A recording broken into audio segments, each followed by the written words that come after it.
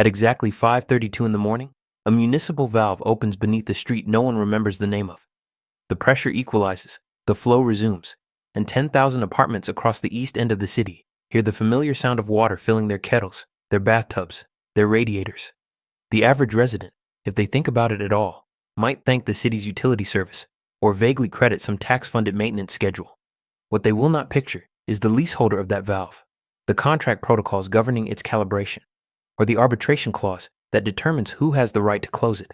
And yet, that clause was revised 2 years ago in Luxembourg, in a document nobody in this city has ever seen. The illusion of access is tactile. You can feel the water, boil it, taste it. But the control, the ability to start or stop the flow, is silent, upstream, and not where we've been taught to look. We're used to recognizing power by its declarations, government decrees, billionaire headlines, corporate logos lit across skyline towers.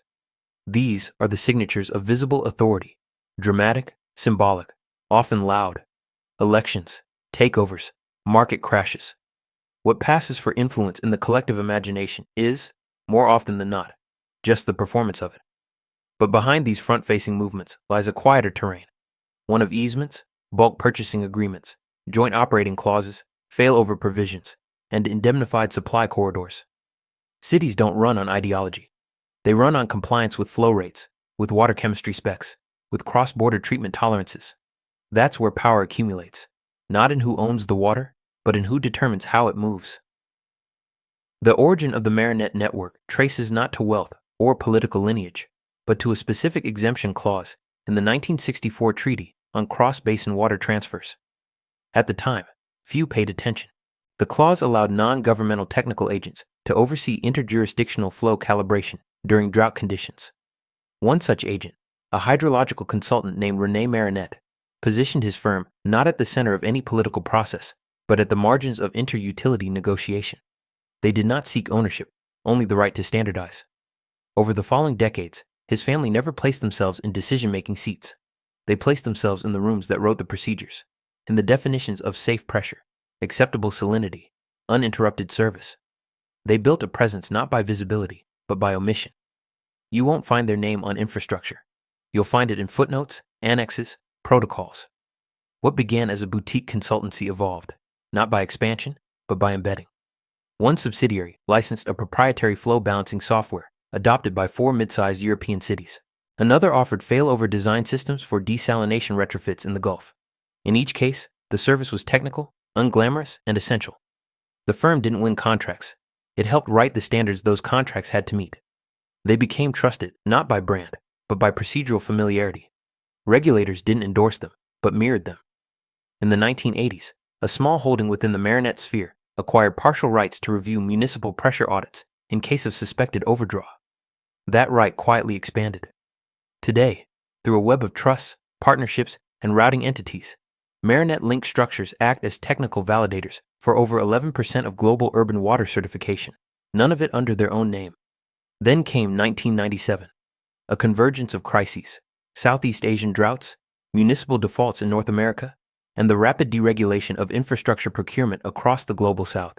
Public utilities, stripped of operational redundancy, turned to private technical frameworks, not just for efficiency, but for survival. Marinette protocols filled the void. Their systems were already in place, their documentation ready for replication. No need for lobbying, no need for presence, just availability. While others stumbled through the politics of privatization, Marinette did not acquire water. They acquired the procedures by which water remained legally operational. Not a single public statement was issued. But procurement forms, risk assessments, compliance checklists, all quietly adjusted to conform to Marinette-compatible structures. Over the next decade, names began to disappear. The firm's founders receded from directorships. Shell Holdings took on voting rights. Technical ownership fragmented across regulatory jurisdictions, each optimized not for secrecy, but for stability. What remained was no longer a family business, but a procedural architecture, a federation of protocol custodians, legal validators, and contingency insurers. Influence was no longer exercised by decision. It was embedded in default. A new reservoir required compliance with calibration specs. Those specs referred to documentation derived from a licensing pool. That pool was administered by a trust. The trust was bound by a perpetuity clause originating from a firm whose founder's name had not been publicly spoken in 2 decades. No secrecy, no deception, just layers. Today, when a city negotiates emergency water supply during a drought, they are not meeting with the Marinette family. They are navigating clauses based on compatibility matrices shaped by Marinette origin protocols. When utilities install sensors to monitor urban leakage, those sensors transmit data through pathways certified by an entity that licenses compression formats whose checksum logic was written by a Marinette technical partner in 2003. The contracts aren't hidden. They're just too boring to notice. And yet, failure to comply means non-certification. And non-certification means no flow. This is not control in the cinematic sense. No one pushes buttons. No one shuts down a city with a phone call. What exists instead is architectural leverage. An entire layer of civic function rests on trust and procedures. And those procedures, over decades, were shaped not by governments or activists or even capital, but by people who understood that true power doesn't need applause. It needs consistency. The kettle still boils, the valve still opens, the apartment resident still drinks, and nothing feels unusual.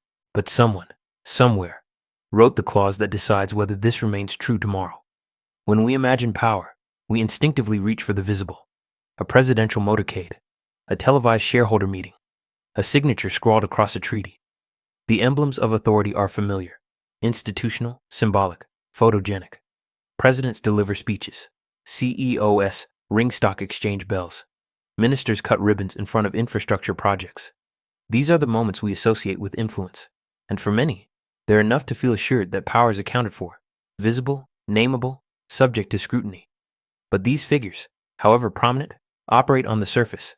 They manage appearances, they represent, they respond. The mechanisms themselves, the frameworks in which decisions become possible, are often older than the people enacting them. The president doesn't write procurement codes. The minister doesn't audit cross-border water clauses. The billionaire doesn't calibrate flow pressure coefficients for emergency distribution networks. These things are handled elsewhere. The more routine a system becomes, the less we interrogate its origins.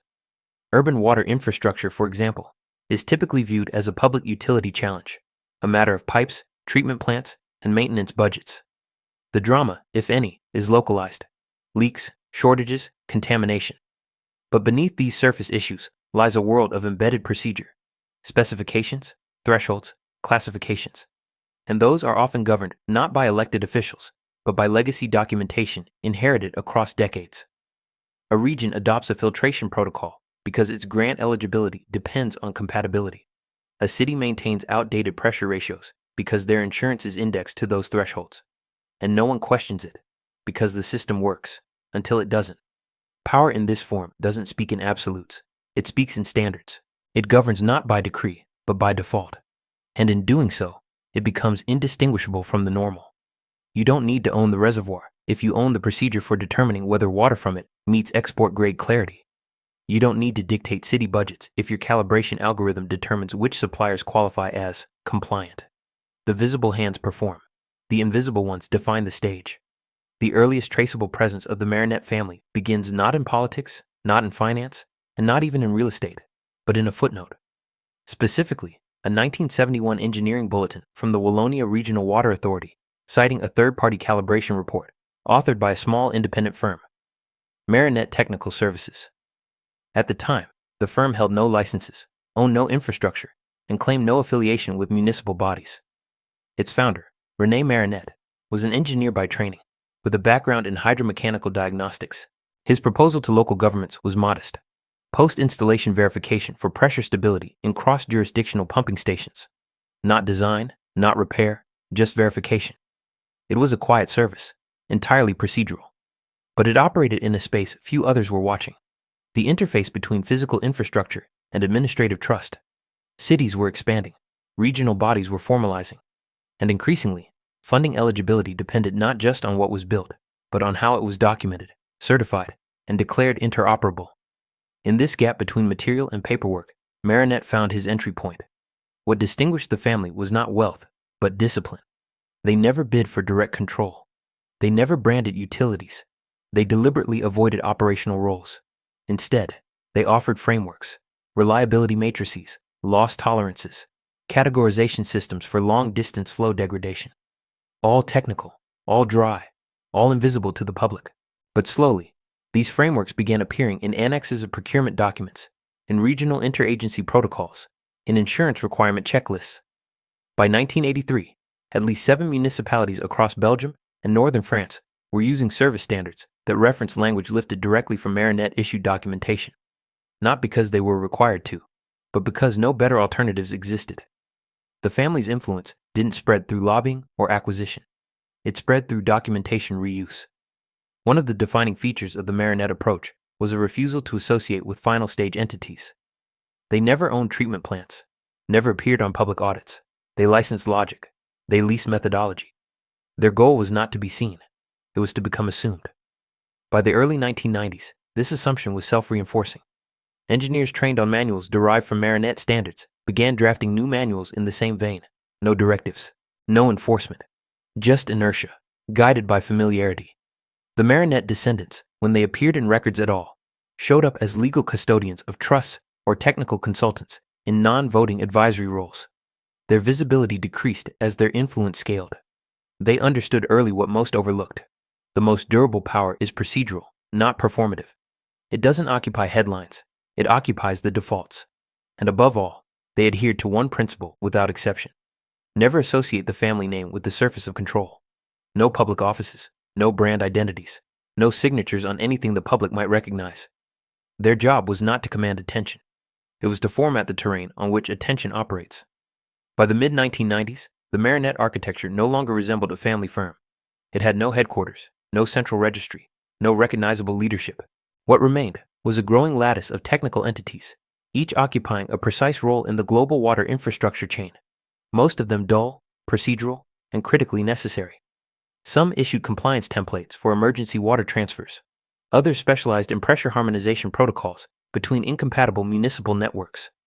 A small office in The Hague, legally independent but staffed by former Marinette engineers, maintained a database of chemical stability metrics for aging filtration materials used across 17 European countries.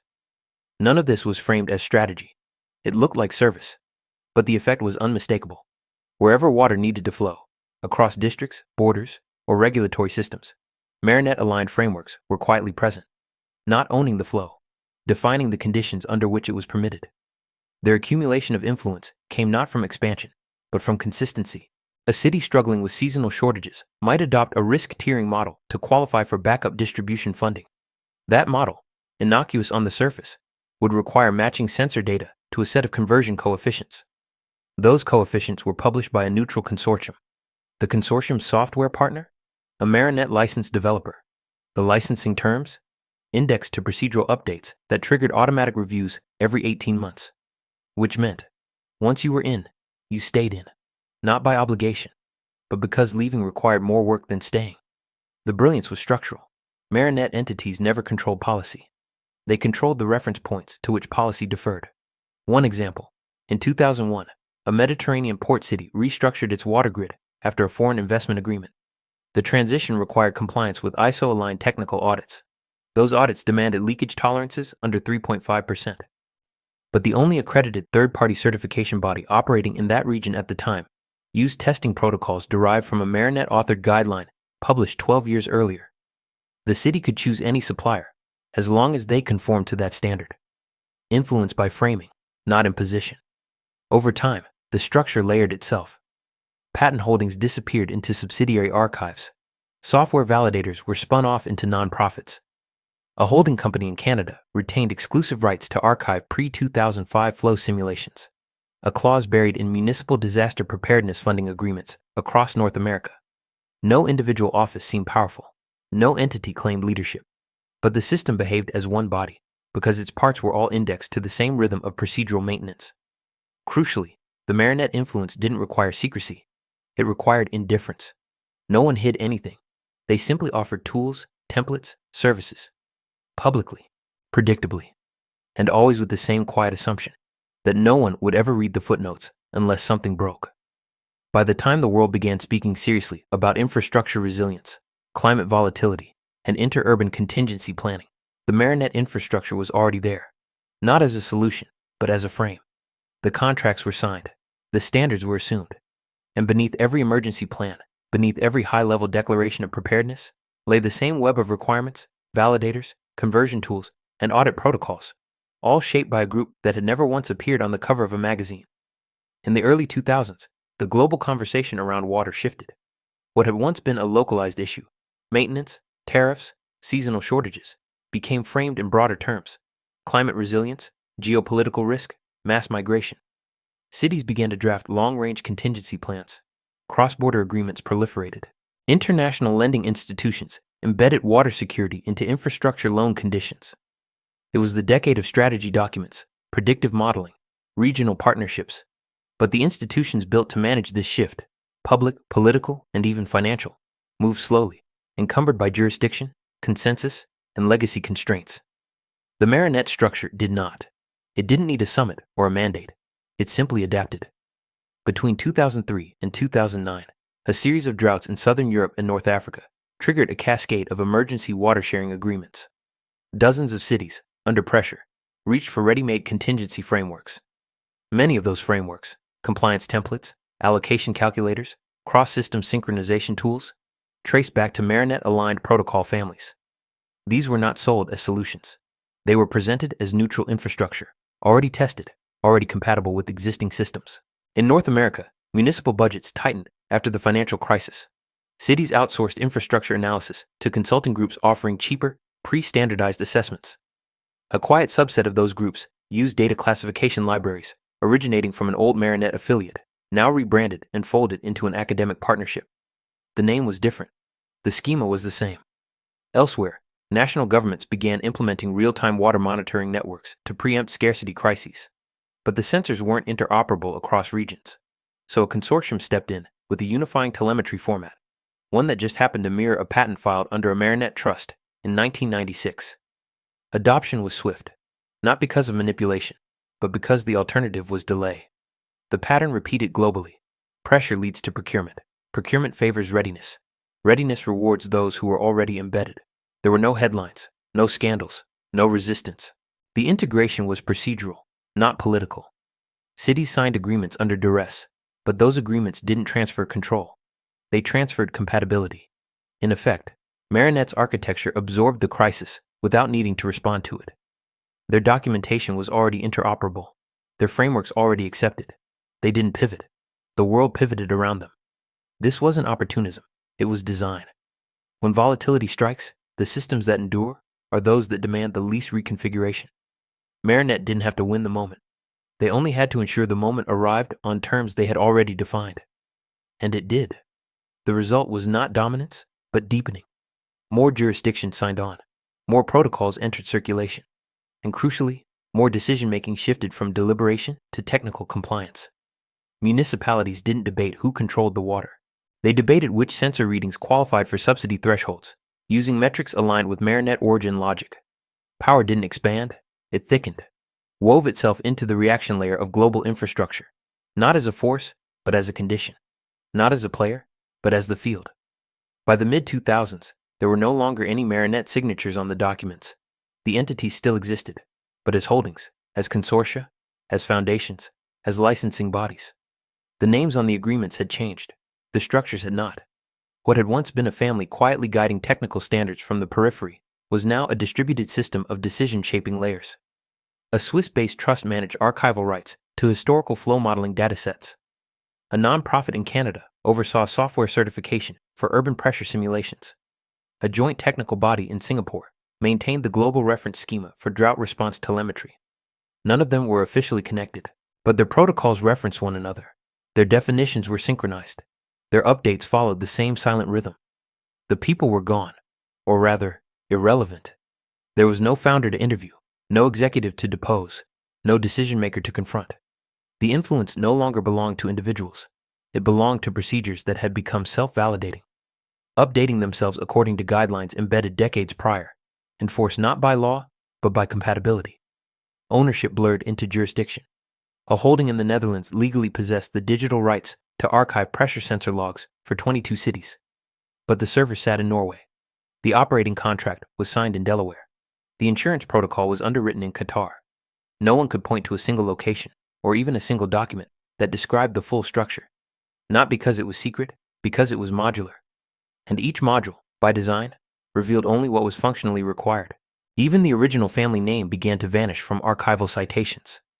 Successive updates of once marionette-esque documentation were attributed to cross-sectoral advisory groups.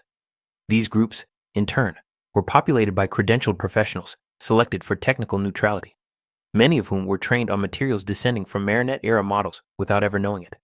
The transformation was complete. There was no longer a network of influence attached to lineage. There was a machine, legal, procedural, and infrastructural, that operated regardless of who occupied its positions. Power no longer had a face.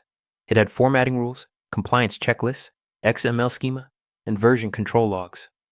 The most telling shift came in how cities began to make decisions, not through deliberation or politics, but through risk-weighted matrices generated by certified analytics engines. Engines maintained by foundations. Foundations governed by rotating boards. Boards advised by technical panels. No ideology, no ambition, just procedural gravity. And because the structure had no center, it required no defense. If one node disappeared, another took its place. If one country changed its regulations, compatibility incentives brought them back.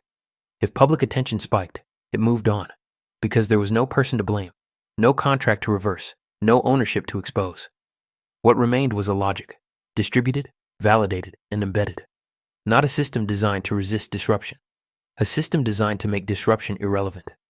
Today, when a new residential district breaks ground in the outskirts of Nairobi, or when a coastal European town upgrades its water management software to meet new climate resilience criteria, the decisions appear local, technical, and apolitical.